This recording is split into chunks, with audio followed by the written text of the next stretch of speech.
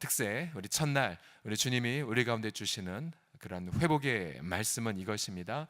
그리스도를 믿는 우리들에게 우리 주님은 예수 그리스도의 심장을 주셨다라고 말씀하고 있습니다. 우리 모두 다 자신의 오른손을 자신의 심장에 놓으시면서 이렇게 한번 말해 보겠습니다.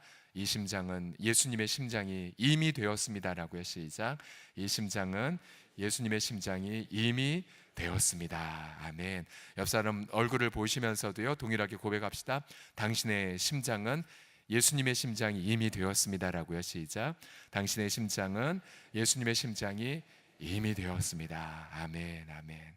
이것이 오늘 첫째 날 주님이 우리에게 들려주시는 기쁜 소식입니다. 예수님의 심장. 그토록 이기적이었던 바울도 그리스도를 만나자 이타적인 사람으로 변화를 받았습니다. 그가 뭔가 사랑이 많아서도 아니고, 그가 뭔가 긍휼이 많아서도가 아니라 바로 그리스도를 만난 누구든지 바로 예수 그리스도의 심장을 받아 어느 누구를 사랑하는 자가 되었습니다. 그것이 바로 오늘 고난주간 첫째 날 주님이 우리 가운데 들려주시는 기쁜 소식입니다. 몇 해 전 만고의 미술 전시회가 서울에서 열렸는데요, 수많은 명작 중에서 유독 제 마음에 오래 남아있는, 근데 이제 반면교사, 저러면 안 되는데 라는 그림이 하나 있습니다. 바로 교회에서라는 작품입니다. 교회에서. 자, 그림을 보시면요, 여러분 성도들의 표정이 어떠합니까? 기뻐하고 있습니까? 아니면 다 뭔가 고뇌에 빠져 있습니까? 네, 그렇죠. 한결같이 다 침울, 또 뭐 졸기도 하고, 또 괜히 고뇌에 낙심해 있고, 저런 모습이었었어요. 반 고흐가 사실 목사님의 아들이지 않습니까? 근데 그 당시에 속한 교회들이 생명력을 잃어버린 교회들임을 뭐로 알 수 있냐면 바로 저 그림을 통해서 알 수 있죠. 평생 동안 많은 고뇌와 우울에 빠져 있었던 고흐, 그가 보았던 교회, 그가 보았던 성도는 바로 저런 표정에서 기쁨이 없는 표정, 없는 표정. 근데 반대로 여러분 한번 질문을 대답해 보십시오. 우리 신약 성경, 아니 전체 성경 가운데 기쁨이라는 단어가 가장 밀도 있게 쓰여진 서신서가 어디 있겠습니까? 네, 빌립보서예요. 빌립보서. 가장 기쁨이라는 단어가 밀도 있게 쓰였고, 그래서 기쁨, 그 다음에 기뻐하다라는 동사가 아주 반복해서 사용되었습니다. 기뻐하다, 기쁨. 어제도 우리가 함께 주일날 나누었지만 왜 성도가 인내할 수 있냐면 의지력 때문에 인내하지 않아요. 종교적 의무감 때문에 인내하지 못합니다. 또 뭔가 내가 의롭게 살기 위해 내가 금욕하리라, 여러분 그렇게도 불가능한 걸 여러분 우리 많이 내 자신의 실패를 통해 알지 않습니까? 근데 어떻게 성도들이 그렇게 인내하느냐? 뭐 때문이라고요? 기쁨 때문이라고요. 기쁨. 예수님 안에서 누리는 기쁨 때문에 우리가 인내할 수 있고요. 또 이 바로 앞에 있는 기쁨 때문에 예수님의 십자가의 수모를 경멸하신 것처럼 또 십자가의 수모를 성도도 경멸할 수가 있는 거죠. 성도는 그 기쁨 때문에 자기 절제를 하고요, 또 기쁨 때문에 심지어 순교까지 할 수 있습니다. 우리가 영화 사도 바울, 우리가 얼마 전에 보았던 사도 바울 보십시오. 바울이 로마의 지하 감옥에 매여 있었죠. 굉장히 축축하고 어둡던 그런 감옥. 그리고 노인이었지만 이제 시위대에 의해 이제 채찍도 맞았던 장면이 영화에 나오죠. 그러나 곳곳에서 사도 바울은 이 빌립보서 말씀을 암송하고 있어요. 이 빌립보서가 더 위대한 것이 무엇이냐면 이 빌립보 서신서를 쓴 바울이 지금 로마의 감옥 안에 있었기 때문이에요. 로마의 감옥에 몸은 매여 있지만 기쁨은 매여 있지가 않았어요. 마찬가지로 우리 성도의 기쁨이 위대한 이유가 무엇이겠습니까? 성도의 기쁨도 우리도 고난당할 수는 있지만, 그러나 우리가 경험한 이 기쁨은 고난 때문에 제한되지 않는다는 사실이지요. 때로 우리 성도들도 병약해서 병상에 있을 수 있지만, 그러나 우리의 기쁨은 입원될 수가 없어요. 오히려 병상에 있든지 때로는 일터에서 우리가 어쩔 수 없이 문을 닫는 그런 한이 있다 할지라도 여러분 기쁨은 매이지 않고 기쁨은 갇히지 않으며 또 기쁨은 죽지 아니함을 믿습니다. 성도의 기쁨, 성도의 기쁨. 저는 오늘 이 빌립보서 전체를 이제 계속해서 묵상을 하면서 성도 속에 아주 다양한 기쁨이 있다는 것을 알게 되었어요. 그래서 오늘 이 빌립보서의 4장을 금요일까지 기쁨을 테마로 함께 저와 함께 보기를 원합니다. 오늘 저는 이 빌립보서 1장 1절에서 18절까지를 한 단락으로 이제 보았는데요. 앞서 사도 바울은 4절 말씀에 간구할 때마다 너희 무리를 위하여 기쁨으로 항상 간구한다. 그래서 가장 첫 번째 기쁨을 4절에서 말하고 있고요. 우리가 읽지는 않았지만 18절에 보게 되면 두 번째 기쁨이 나와요. 두 번째 기쁨 18절. 우리 자막은 준비가 안 됐을 텐데 우리 한번 같이 성경을 찾아서 18절 같이 읽어봅시다. 18절 시작. 그러면 무엇이냐? 거칠으로 하나 참으로 하나 무슨 방도로 하든지 전파되는 것은 그리스도니 이로써 나는 기뻐하고 또한 기뻐하리라. 예. 우리 바울이 처음으로 4절에 기쁨 이런 단어를 말했고 그 다음 18절에는 기뻐하고 있고 또한 기뻐할 것이다 라고 동사형으로 말하고 있습니다. 자, 오늘 이 두 가지의 기쁨을 가지고 바로 성도의 기쁨을 함께 나누기를 원합니다. 성도의 기쁨. 자, 성도가 도대체 무엇 때문에 기쁜가 라고 있을 때 저는 이 순서를 보고 너무 감사했는데요. 첫 번째 기쁨은 왜 그러냐면 사람 때문에 기쁩니다. 사람 때문에. 저 이렇게 정리했습니다. 한번 따라하십시다. 성도는 복음의 교제로 인하여 기뻐합니다. 따라하겠습니다. 시작. 성도는 복음의 교제로 인해 기뻐합니다. 자, 바울이 바로 다이렉트로 예수님 때문에 기뻐합니다 라고 쓰지 않고요. 그건 조금 이따가 나오고 가장 먼저 기쁨은 바로 기도하다가 누군가를 떠올리며 지금 기뻐하고 있어요. 4절과 5절을 보시면요. 내가 이 감옥 안에 있지만 하나님 앞에 간구하고 있는데 내가 너희 무리를 기억할 때마다 너무 감사한다. 감사를 넘어 4절에 보시면 간구할 때마다 너희 무리 때문에 기쁘다라고 말하고 있어요. 내가 간구할 때마다 너희 때문에 기쁘다. 왜 그들이 기쁘냐면은 그들이 바울이 유럽에 처음 온 날부터 빌립보에서 누구를 만났습니까? 루디아. 그리고 루디아가 갈 곳 없는 이 바울 일행을 맞아주며 나를 주 믿는 자로 알거든 우리 집에 머물라. 그래서 숙박의 문제, 그리고 최초의 그런 교회 예배당의 장소를 선물로 받았죠.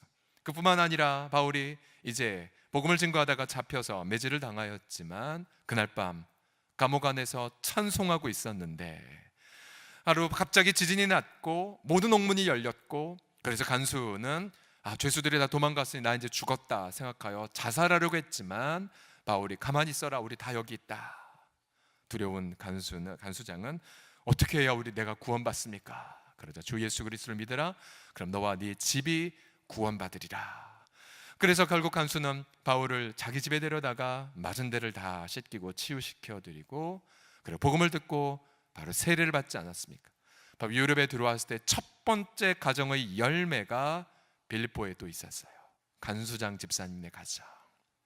또 바울이 빌립보를 떠나 다른 도시로 이제 전도를 떠날 때 빌립보 성도들은 계속해서 바울을 염려했고 기도했고 헌금을 보내주었어요. 계속해서. 심지어 감옥에 있을 때도 우리가 나중에 보겠지만 에바브로디도를 직접 보내서 바울의 필요를 다 채워주었었습니다. 그런데 바울이 이 감옥원에서 기쁨을 어디서부터 눈 떴냐면 사람들 때문에 기뻤어요. 그래 빌립보 성도들 처음부터 나와 함께했지. 지금 감옥에 있을 때도 나를 기억하고 나의 쓸 것을 채워주는 우리 빌립보 성도들. 거기서부터 이제 바울이 기뻐하기 시작을 했어요. 여러분 기억하세요. 기쁨은 관계에서 와요. 관계에서. 기쁨은 나 홀로 만들 수가 없습니다. 반대로 관계가 깨어지면 기쁨은 사라집니다. 예를 들어 우리 부부들을 보게 되면 이런 부부가 서로 갈등하면 최악의 지옥을 경험하다가 반대로 부부가 서로 관계가 좋아지면 정말 지상 천국을 경험하지 않습니까? 교회 다니는 것도 마찬가지예요. 아무리 내 개인적으로 예배 또 설교 때 은혜를 받는다 하더라도 만약 이 교회 안에 단 한두 명이라도 나와 관계가 껄끄러운 자가 있다면 이런 교회 생활 행복할 수 있을까요? 왜 성도가 복음적 교제 때문에 기뻐할 수밖에 없냐? 여기서 말하는 복음의 교제는 반대말이 있습니다. 그것은 이기적 교제, 이기적 교제. 즉 중심에 내가 있어요.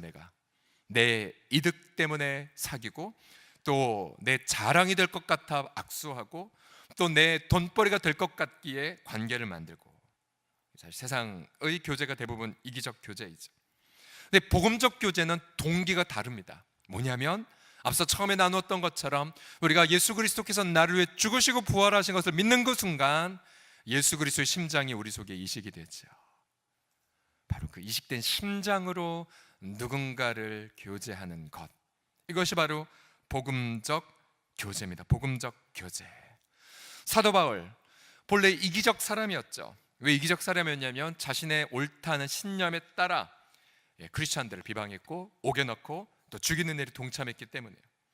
그러나 그가 자신을 위해 죽으시고 부활하신 그리스도를 만나자 그가 겪었던 가장 최초의 변화가 무엇이었겠습니까? 8절입니다. 함께 읽겠습니다. 시작. 내가 예수 그리스도의 심장으로 너희 무리를 얼마나 사모하는지 하나님이 내 증인이시니라. 아멘, 아멘. 누군가 사랑하는 자가 있을 때 그는 감옥 안에서도 외롭지 않습니다. 그렇죠? 또 누군가 나를 기억하고 사랑한다는 걸 알게 되면 우리는 소망의 끈을 놓지 않습니다. 바울은 그리스도의 심장으로 빌립보 성도들을 사랑했고, 또 빌립보 성도들도 그 사랑 때문에 바울을 기억하고 있고요. 그러면서 바울은 12절, 19절부터 11절을 보게 되면, 저는 이 말씀 묵상하면서 정말로 이러한 기도를 받는 성도들은 얼마나 행복할까라고 생각했어요. 9절부터 11절에 바울의 기도를 보세요. 내가 기도하느라 너희 사랑을 지식과 모든 총명으로 점점 더 풍성하게 하시고, 너희로 지극히 선한 것을 분별하며 또 진실하여 허물 없이 그리스도의 날까지 이르고, 예수 그리스도로 말미암아 의의 열매가 가득하여 하나님의 영광과 찬송이 되기를 원하노라. 가장 순결하고 또 가장 이타적인 기도를 바울이 감옥 안에서 빌립보 성도들 위해 드리고 있어요. 이러한 복음의 교제가 오고 갈 때에 바울은 기쁨을 억누를 수가 없는 거죠. 혹시 여러분이 교회 공동체 생활에 혹시 기쁨을 누리지 못하고 있습니까? 분명 예수님 믿는데 기쁨을 누리지 못한다. 그러면 스스로에게 이런 질문 던져보십시오. 그럼 나는 바울처럼 비록 고난을 겪음에도 불구하고 나는 기도 속에 얼마나 많은 지체들을 기억하고 있는가? 또 누군가를 떠올렸을 때 느끼는 그 감정이 불쾌함인가? 아니면 감사인가? 더 나아가 누군가를 떠올리면 그들과 내가 함께 경험했던 복음의 교제 때문에 기뻐하고 있는가? 만약 내가 누군가를 떠올렸을 때 기쁘지도 않고 오히려 내 속에 막 못마땅한 마음이 들고 정죄만 들고 비판만 된다, 그럼 이제 행복하지 않은 거예요. 교회 생활 기쁨이 없는 것입니다. 난 정말로 내 마음속의 지체를 사랑하고 있는가? 또 바울이 그들을 위해 정말 아름답게 기도했던 것처럼 그들의 진실함을 위해, 그들의 사랑의 성숙을 위해, 정말 그들의 어떤 아름다움을 위하여서 신실한 마음으로 중보하고 있는가? 아니면 여전히 나의 어떤 이기적인 편견과 생각 때문에 이런 복음의 교제를 거부하고 있는가? 또 내가 정말 성도의 사랑을 나누기 위해 그러한 사랑방 모임에 헌신하고 있는가? 여러분 기억하십시오. 성도의 교제가 회복되어야 기쁨이 회복됩니다. 그리고 기쁨이 회복되어야 이번 한 주간 우리의 테마인 고난을 쉽게 이길 수가 있습니다. 이번 한 주간 누군가와 소원한 관계가 있다면 푸십시오. 또 남모르게 누군가를 판단하거나 누군가를 미워하고 있다면, 은밀한 중에 미워하고 있다면, 누구에게도 그 미움을 얘기하지 않았지만 성령이 보고 계시고 내 양심이 스스로 나를 짓누르는 과제가 있다면 그리스도의 이름으로 권면합니다. 주님 앞에서 그 부분을 풀으십시오. 마음의 미움을, 그렇게 결박을 풀으십시오. 사랑의 교제가 있는 곳에 충만한 기쁨이 넘쳐날 것이고, 그런 충만한 기쁨이 있을 때에 우리가 이 땅의 고난을 여유 있게 이길 줄을 믿습니다. 우리 다 같이 한번 따라하겠습니다. 기뻐할 때 고난을 이깁니다. 시작. 성도가 교제를 나눌 때 기쁨이 회복됩니다. 시작. 성도가 교제할 때 기쁨이 회복됩니다. 이러한 은혜가 이 한 주간 가득하시기를 그리스도의 이름으로 축복합니다. 자, 두 번째로 또 오늘의 마지막으로, 성도는 첫 번째로 복음의 교제 때문에 기뻐한다면, 두 번째는요, 성도는 복음의 진보로 인하여 기뻐합니다. 복음의 진보로 인하여. 진보. 이 진보란 단어는 바로 그리스도가 전달되는 것 때문에 기뻐하고, 또 복음이 그리스도가 더 한 사람에게 전달되는 것을 보고 기뻐하는 것을 뜻합니다. 또한 이 복음의 진보란 그리스도가 전달되는 것 때문에 기뻐해서 내 고난에 힘든 것이 생각나지 않을 때를 의미합니다. 바울의 예를 들어보시면요, 바울 18절 두 번째 기쁨이라고 말씀드렸죠. 다시 한번 읽어봅시다. 18절 시작. 그러면 무엇이냐? 거칠애로 하나 참으로 하나 무슨 방도로 하든지 전파되는 것은 그리스도니 이로써 나는 기뻐하고 또한 기뻐하리라. 자, 바울이 로마 감옥에 있었을 때에 두 부류가 있었어요. 바울 주변에. 한 부류는 바울을 사랑하는 자, 그래서 바울을 사랑하는 마음으로, 또 바울이 감옥에 갇히자 담대하게 예수 그리스도를 복음을 증거하는 자들이 나타났어요. 오히려 더 담대하게 겁 없이 복음을 증거했습니다. 근데 어떤 이들은 이제 학자들의 책을 보면 아마 유대교 배경의 크리스찬이라고 추정이 되는데요, 그들은 바울이 못마땅했어요. 그리고 바울을 시기했어요. 그리고 자기들끼리 당을 지어서 이 바울에게 어떻게든 해를 끼치려고 했습니다. 그래서 그렇게 해서 바울을 괴롭혔는데, 바울을 괴롭히다 보니 바울이 전하는 내용이 무엇인지를 인용을 해야 됐고, 그래서 그들을 통해 수동적이지만 그리스도가 알려지는 부분이 있었습니다. 우리 같으면 15절 말씀에 어떤 이들은 투기와 분쟁으로, 어떤 이들은 착한 뜻으로 그리스도를 전파하나니, 이 두 부류의 사람을 보며 후자 때문에는 기뻐했겠지만 앞사람 때문엔 무지 불쾌했겠죠. 아, 내가 감옥에 갇혔는데 나와 마음을 같이 하지도 않고 오히려 나를 괴롭히려 하다니 무지 불쾌하게 여겼을 것입니다. 그런데 바울이 오늘 이 한 주간의 주제인 그리스도를 얻고 그 안에서 발견되길 원합니다라고 고백했던 이유, 바로 바울은 그 상황 속에서도 너무나 기뻐했다라는 사실이죠. 왜요? 바울의 관심사는 사람들이 자기를 좋아하느냐, 사람들이 자기를 싫어하느냐가 있지 않았어요. 우리 바울의 관심사는 그리스도가 전토되고 있는가, 바로 그리스도가 높여지고 있는가가 유일한 관심사였었습니다. 지금 바울은 고난을 당하고 있거든요. 메인 몸이었었습니다. 그러나 바울은 자신이 당한 그 고난을 어떠한 관점에서 해석했냐면 복음의 진보의 관점에서 해석을 했다는 사실이에요. 12절 함께 읽어봅시다. 12절 시작. 형제들아, 내가 당한 일이 도리어 복음 전파에 진전이 된 줄을 너희가 알기를 원하노라. 이러므로 나의 매임이 그리스도 안에서 모든 시위대 안과 그 밖의 모든 사람에게 나타났다라고 말합니다. 감옥에 갇히자 바로 그가 왜 갇혔는지 변론하는 과정에 옆에 있던 시위대 로마 장병들, 또 앞에 신문하는 집정관들, 복음에 대해서 다 듣게 되었어요. 복음에 대해서 앞에 있는 그 신문 검사들은 수십 번 바울이 다메섹에 가서 빛을 경험했고 그리스도가 누군지를 만났고 아마 그 수십 번 수백 번 들었을 것입니다. 이게 바울이 너무 기뻤던 거예요. 자기 비록 감옥에 갇혀서 인생은 후퇴한 것 같았겠지만 오히려 후퇴가 아니라 복음이 더 전진되고 있는 걸 발견하고 깨달았던 거예요.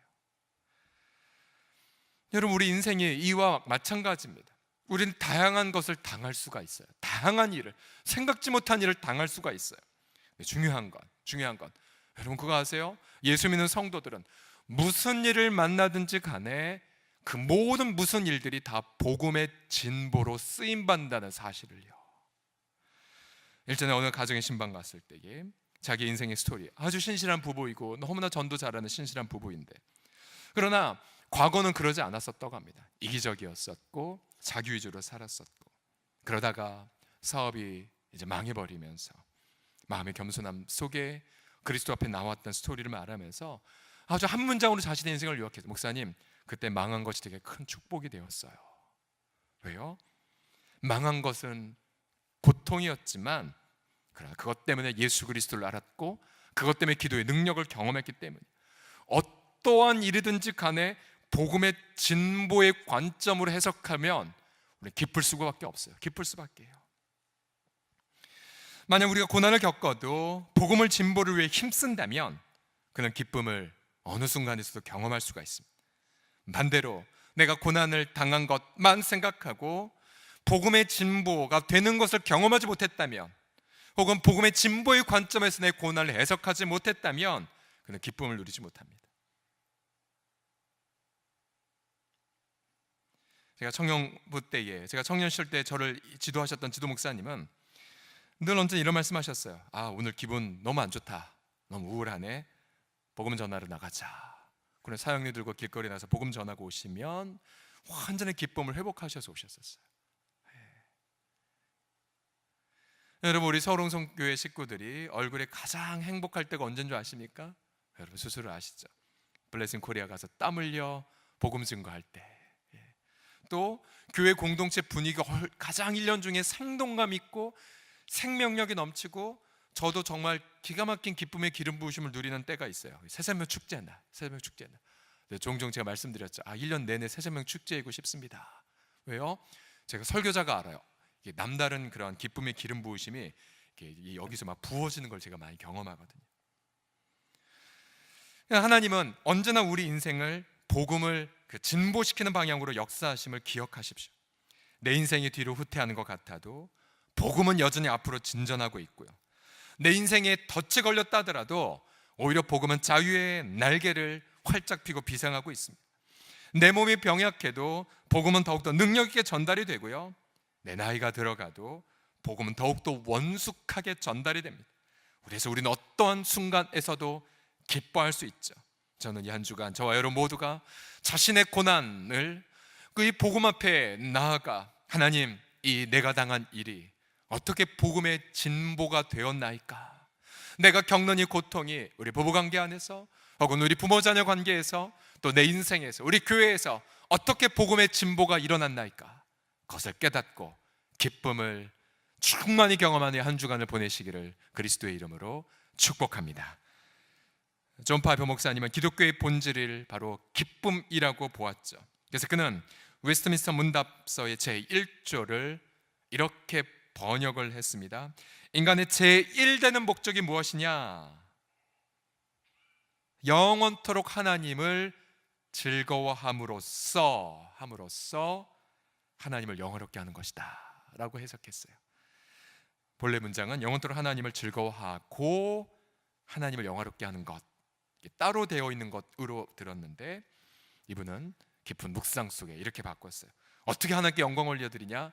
하나님을 enjoy in God 함으로, 하나님을 기뻐함으로 하나님 앞에 영광 올린다는 거예요. 또 어떤 책을 보게 되면 행복하신 하나님의 영광을 강조하면서, 잘 들어보세요, 복음을 계시하신 하나님은 무한히 기뻐하신다는 사실이다. 하나님 무한히 기뻐하신다는 사실. 어제도 나누었죠.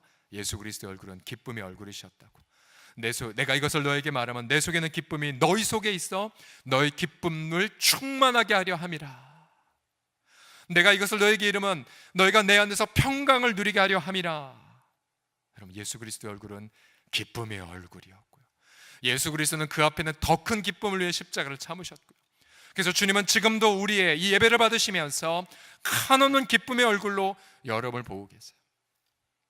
그리고 우리 입술에서 주 예수님, 당신의 이름 한 번만 부르면 주님은 너무도 얼굴 가득히 기쁨을 그렇게 띠시면서 우리에게 다가오시죠.